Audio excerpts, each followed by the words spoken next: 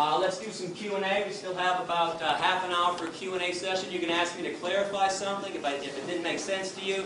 Something in the video, what was going on, why it was going on, how I got started, jail stories, whatever you want. I'm here to please. Somebody popped up back there first. So, for like, let's say I did want to become a vegetarian, like price range for a week amount of food versus somebody who eats meat and goes like Walmart or Target or Kroger to the grocery stores that aren't generally pushed towards vegetarians or vegans. What would be the difference in price? It's going to be cheaper. There's a big myth out there that it's more expensive to be veg, and let me explain this in a couple different ways. Now, first of all, the cheapest things on the market are cruelty-free and vegan. Rice, beans, lentils, pastas, things like that. Keep in mind, this is why poor people, impoverished people around the world, they're vegetarians. Eating meat is a luxury. It's only cheap in America because we subsidize the hell out of it.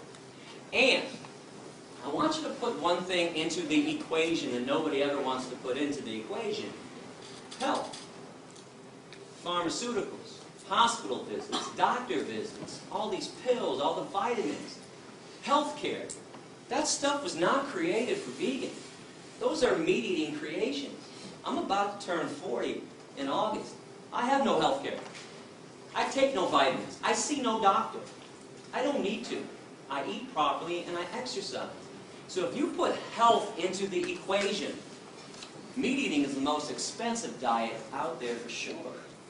Also keep in mind, if you do buy processed foods, vegan or non-vegan, you always pay a little extra. If you pay Turtle Island Foods to make you a tofurkey, if you pay Lean Cuisine to make you some kind of meat dish, it's a little more pricier because somebody did it for you.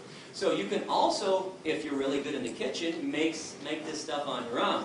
I got a recipe section online. I also have a restaurant section and a grocery section too. So you can always look up that stuff. You can contact me, ask me, how do I make this favorite recipe of yours? I will track it down. My girlfriend too is a wonderful chef as well.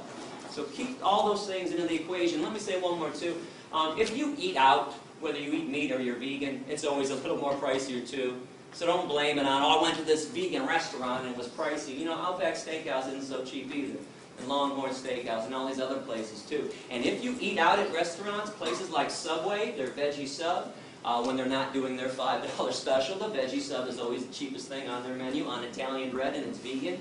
If you go to Taco Bell, get a bean burrito without the cheese, you want to talk about dirt cheap, 99 cents. And I bring this up because students try to do this with me all the time. Gary, I understand what you're saying, but I'm broke. I'm a college student, only got $1, gotta go to McDonald's. Well, you can do the same nasty shit at Taco Bell too, okay? And I say nasty shit because if you're eating McDonald's, don't tell me you're eating for taste. Yes, sir? So how do you get the same meat taste for a vegan meal without using meat? Yeah, if you use the right combinations of vegetables and spices, you'd be amazed what you can mimic. For instance, there's a lot of mock fish that's out there. I was talked about the shrimp from that company. If you go to a website called Veggie World, V-E-G-I-E, 1G, VeggieWorld.com, they got fake lobster, they got cod, they got salmon, any fish product you're looking for, they use seaweed. Seaweed gives it a fishy smell and a fishy taste. You've all had a good portobello mushroom at some time too. If you hook up a portobello mushroom on the grill, it tastes awfully steaky. So they use mushrooms when they want to get a beef flavor too. The woman that runs my recipe section, Amy Ball, one of the best chefs that nobody knows about. I was passing through San Francisco a few years ago, and one of my perks for traveling is that I get to eat all over the country, and I know what's vegan, what's out there, so I stopped by her house, and she says, you want a vegan hard-boiled egg here? Actually, she didn't say vegan. You want a hard-boiled egg? I said, are you kidding me? You got a vegan hard-boiled egg? What do you mean? There are no vegan hard-boiled eggs. She goes, I got one for you. She takes an avocado, slices it in half, takes half of it out. Think of an avocado. Think of a yolk that's been hard-boiled. The same texture. One's yellow, one's green. She takes the avocado, puts it on some vegan mashed potatoes that she made with hemp milk or rice milk, whatever her vegan milk of the day was. That mimicked the outside softness of the egg. She puts 2 dashes of salt on there and goes, take a bite. Holy shit. Vegan hard-boiled egg. So if you get really creative people in the kitchen, there are a lot of creative chefs out there, they can make anything taste like something else. So that's what they're doing. No chemicals. No chemicals. Yes? Some of these meat-like foods, do they have to go to extra lengths, like add a lot of sodium or corn syrup? There's sodium in there for sure. Absolutely. And, you know, salt is something that gives things a lot of taste, so you might have to look out if you want to watch your sodium. But I don't want people to be concerned about sodium before you're concerned about animal protein, cholesterol, saturated fat, all the other things. It's kind of pointless. It's kind of like somebody smoking a cigarette in my face and going, hey, Gary, you should really smoke that weed. I'm like, what are you talking about? If you're doing something unhealthy, what's the point of trying to keep away something else that might be unhealthy for you? Yeah. From what I understand, the basic concept of veganism is not to exploit or harm living beings, right? Everything from, say, cows to even yeast. But what about, say, if you have to deal with parasites, bacterial infections, diseases from that? How do you go about treating yourself? Yeah, self-defense is an acceptable form of protecting yourself. That's understandable, but say as a doctor in your profession, you have to go in there and you have to kill living beings. Kill what, bacteria? Yeah. So are you founder of People for the Ethical Treatment of Bacteria? The only thing that bothers me when this is brought up is that you want to equate cows on the same level as parasites and bacteria. I'm equating bacteria and yeast together. Okay, but do bacteria harm you most of the time? When they do, they're harmful. You have a right to defend yourself and kill something that's harming you. Now let me explain this in a different way. If you and I were walking through the woods and a bear attacked you and jumped on you, do you really think I'd be like, oh, too bad, I'm vegan, man. Okay, I would beat the shit, or try to beat the shit out of you and get them off of you. This is self-defense. You were attacked. But if some human jumped on you for no reason, I'd also protect you too. If bacteria are killing you and destroying your body, you have a right to destroy the bacteria that's trying to destroy you. Keep in mind, cows do not attack us. Chickens have never attacked a human being in history. Something else I'm kind of curious about, how come we think we're better than chickens when we kill 35 to 40 billion chickens every year on this planet? We've been doing this for thousands of years. How is the murderer more special than the murdered? How is the oppressor better than the oppressed? We got this stuff backwards. We're not better than them. We're the ones attacking them. That makes us less important. That makes us worse. That makes us evil. Yes, sir. So, say the world population is at 8 billion now, and at least most of the United States is considered meat eaters, right? So, with only a certain portion of the world being devoted to farmland or places we can grow food, it just seems to me that if most of the world went vegan, then it would, I know your quote on the 65% of the grain goes to meat products, but how would we support ourselves without meat products, I guess is what I'm trying to say, or eggs, or... Easily and wonderfully. Let me throw out some other stats. 95% of soy in America, that's animal feed. 80% of corn in America, animal feed. 70% of oats in America, that's animal feed. If we ate the stuff directly, do you know that 1 acre of land can yield 30,000 pounds of carrots, 40,000 pounds of potatoes, and 50,000 pounds of tomatoes? 1 acre of land can only give you 250 pounds of meat. Okay, we would be using less land, destroying less habitat if we just ate crops directly. Please go to the environment section on my website or go to a website called earthsave.org. Everybody gets fed. Here, let me throw this out there. Do you know the world's largest Feed the Hungry organization is called Food for Life Global? Please look them up online. When I found out about this group that solely uses vegetarian and vegan food to feed people 2 million meals per day, I found out about them about 10 years ago. I also found the second largest group on the planet doing Feed the Hungry stuff is Plenty. Plenty.org is their website. Both are vegetarian groups. Now, I sent a letter to both presidents saying, oh my God, this is wonderful. Finally, somebody realized you don't have to harm animals to help people.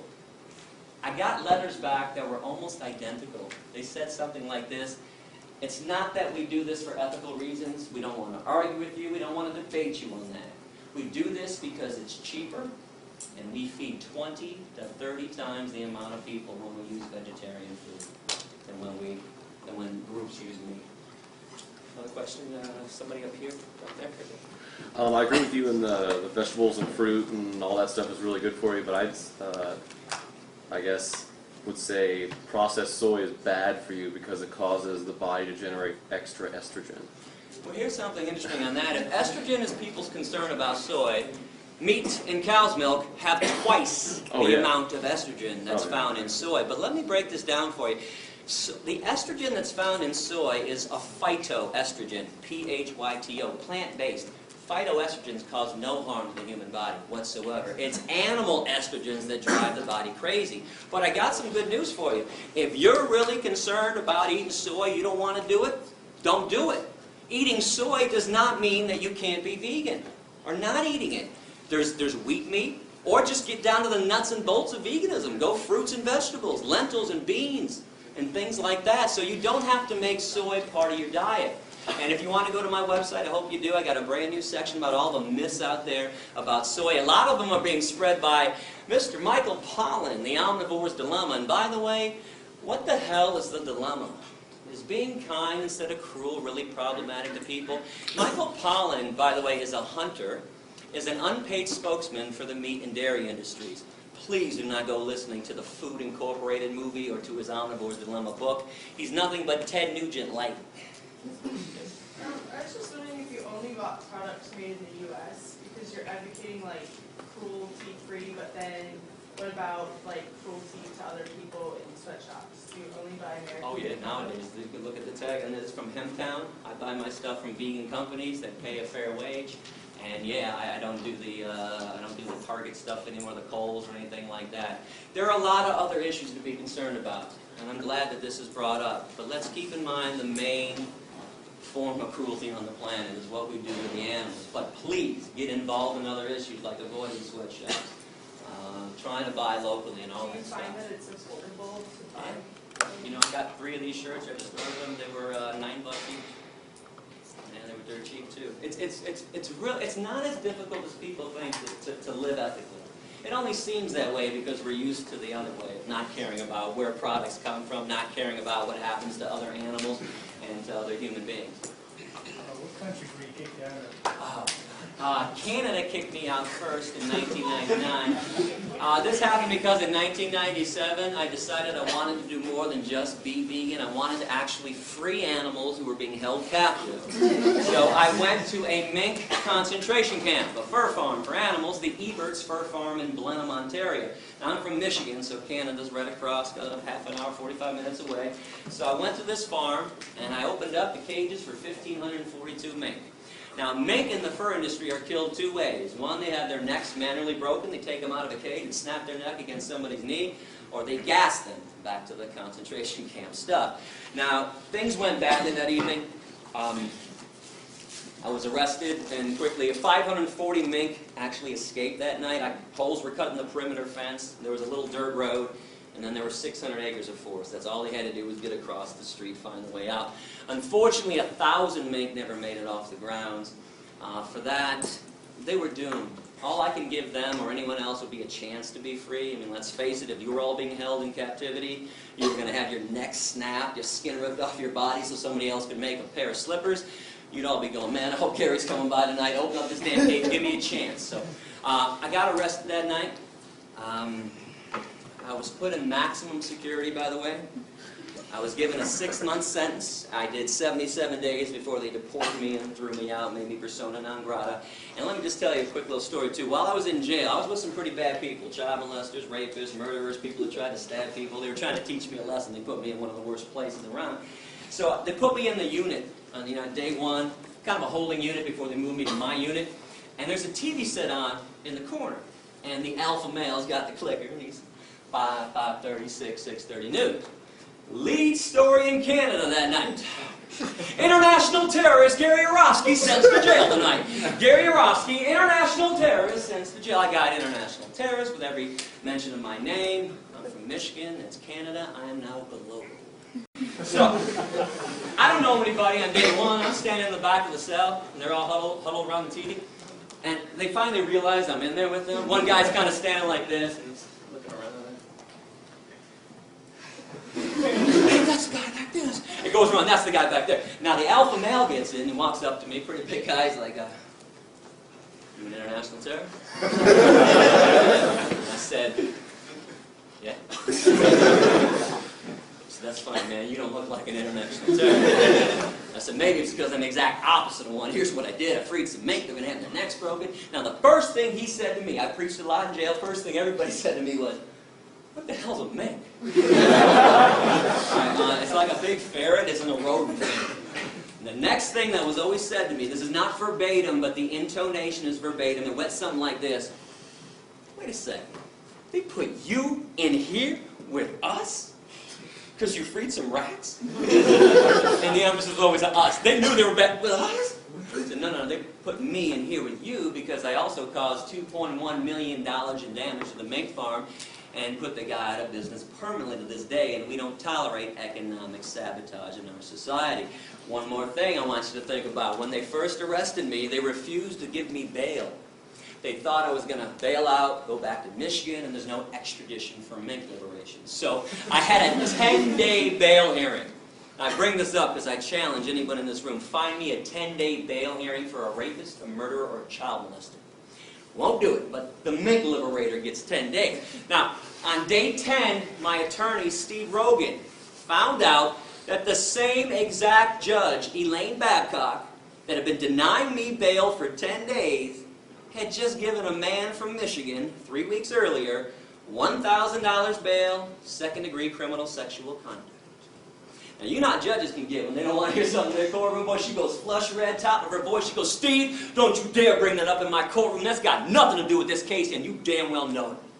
Now, I'm sitting over in the defendant's box. I can't talk to my attorney now. He's pacing, but in my head I'm going like, don't back down, don't back down, don't back down. So he's pacing and pacing. I'm like, come on, Steve. And 30 seconds later, he turns and he says, you know what, Your Honor? It's got everything to do with this case. My client tried to stop cruelty. And he wants to go to jail at this point and make a statement on behalf of the animals. You gave that guy from Michigan bail for sexually assaulting a woman, and you won't give my client bail? She looks at me for the first time in 10 days. And I was like, $10,000 bail. Now, agree or disagree with law breaking, and I hope you understand everybody that we all collectively admire. Dr. King, Gandhi, Rosa Parks, Henry David Thoreau, Jesus, we're all radical lawbreakers. Every single person on this planet that ever made substantive change was a radical lawbreaker. Even if for some reason you don't think that I should be breaking laws or that people should break laws, you can't tell me it should cost $1,000 to sexually assault a woman for bail and $10,000 to free some rats. Bottom line on this, sexually assaulting a woman doesn't affect the economy. And we just don't care about things that don't affect the root of all evil, money. Question? A, what got you started, and B, what's the tattoo? Tattoo is me with a mask on holding a bunny rabbit, and it says Presto et Persto, which is Latin for I stand in front and I stand firm, and it says ALF, Animal Liberation Front, which is a group that goes around. There's no membership, but anybody that goes around and liberates an animal or destroys a place of torture is considered an ALF member. What got me started was my stepdad is a clown in the Shrine Circus. Takes me backstage when I'm 23, and mind you, I got my blinders on too. I could care less about animals besides the dogs that are in my life, or if a chipmunk runs by me, I'm like, hey, look at the chipmunk. Right? But I'm like everybody else. I'm eating dead animals. I can care less about cows and pigs and what they're going through. And he invites me backstage and says, you want to come see the elephants? I'm like, hell yeah, I want to see the elephants. Are you kidding me? Can I bring Wendy with me too? My girlfriend at the time said, yeah, bring Wendy down. So Wendy and I go backstage. We're excited. We're like playfully pushing each other like, I'm first. We get back there and we just stop dead in our tracks. When you see cruelty in front of your face, you don't need somebody to explain it to you. I knew what I was seeing was evil. 3 elephants were lined up in chains, front left foot, back right foot, each of them, chained up to the cement floor of the warehouse of the Michigan State Fairground. I looked to the left, I saw a monkey screaming and grabbing the bars of his prison. I saw 2 tigers to the right of me pacing pathetically. And I turned to Wendy, pardon my language, but I'll tell you exactly what I said. I said, what the fuck is an elephant doing on 8 Mile and Woodward Avenue in Detroit in the first place? She said, I don't know. And we walked up face to face with these elephants. And if you pay attention to energy, and please don't think this is weird, we do this all the time, like with babies, with infants. They don't talk and communicate. But a baby starts crying. You thirsty? Oh, you're hungry? You need to be changed. You figure it out. Look at their eyes. Look at their movement. These elephants were swaying like this neurotically. Now, I'm no elephant expert, but I know that's not elephant behavior. I later found out that's a neurotic behavior every elephant gets in every circus because they're kept in chain. In the wild, elephants walk 20 to 50 miles a day. I looked into their eyes. I saw nothing but hopelessness and fear. And I knew something was wrong. So that got me thinking, where did my food come from? Where did my shoes come from? What really goes on in an animal research lab? So that's when I started investigating. I mentioned this earlier. I started going into the Thornapple Valley Pig Slaughterhouse. I started going into animal research labs. And I fought it at first, like everybody does, like most people do. I didn't want to stop eating the animals. What else am I going to eat? Salads all day long? I mean, it's really like, there's a myth out there that all vegans live off of is iceberg lettuce and tomatoes. Okay, that's not true. But that's what I thought too. So anyways, the more I thought about it, the more I realized I was a hypocrite. And here's a paradox I want you to think about. Why do we call some animals pets and others dinner? Why do we fight for the rights of certain animals to be happy and loved and safe? Dogs and cats in America. But others, hey, slice their beaks off. Those damn hens, slice them off, fully conscious. Those pigs, those piglets, rip their testicles out. Screw them. There's a major hypocrisy going on. You can see the choice that I made. All I can ask you to do is put your head on your pillow every night knowing that you are not responsible for premeditated acts of cruelty. Again, the world is tough enough for us, and especially for the animals. Do we have to make it worse by eating them? There is no need in this day and age to be consuming any animal product whatsoever. It's time to let it go. So I noticed when I came in here that you were not a member of PETA. Why was that? Full disclosure, 2002 to 2005 in November, PETA funded my tour. I was never a PETA employee. I took money from them as a sponsor, independent contractor.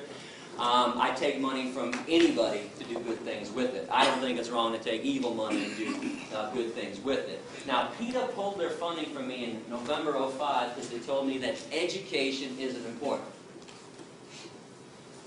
Really? It's the only thing that ever made the world a better place, was teaching somebody else about why they shouldn't discriminate and harm somebody else.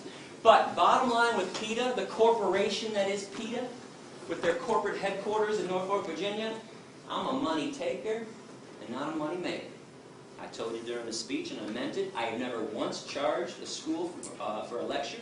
I've never once charged a professor to pay me to come to their classes. I've never once passed around a collection plate to students. I do not believe you should have to pay to learn about the truth.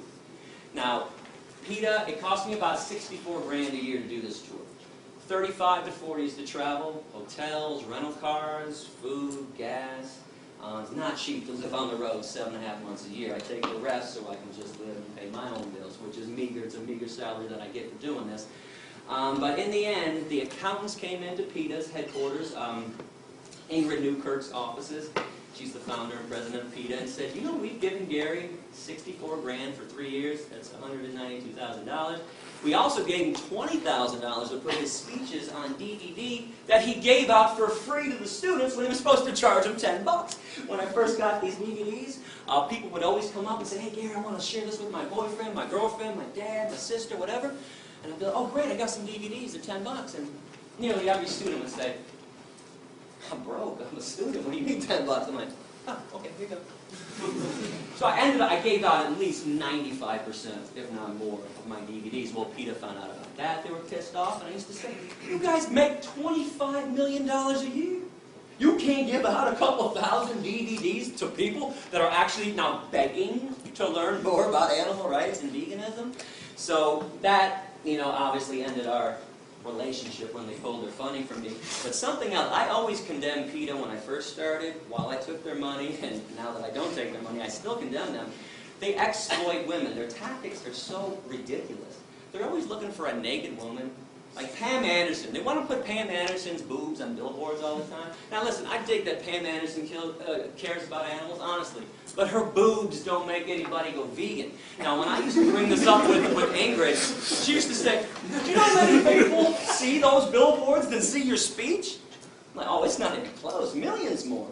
Are you telling me guys are walking through Times Square, New York City, there's Pam on a billboard, and they're going, holy shit, look at those tits. Let's get some tofu. There's no, listen, I understand why sex is used, why women are exploited to sell products. I don't like it. But if you tell guys, spray this on, and 12 women are going to tackle you in the hallway and have sex with you, boy, guys, or give me some Axe, spray it all over me. You tell a guy, you're going to get laid if you buy a Harley, boy, guys want to go get a Harley. But you show Pam Anderson's boobs, nothing. In, out. Doesn't do anything.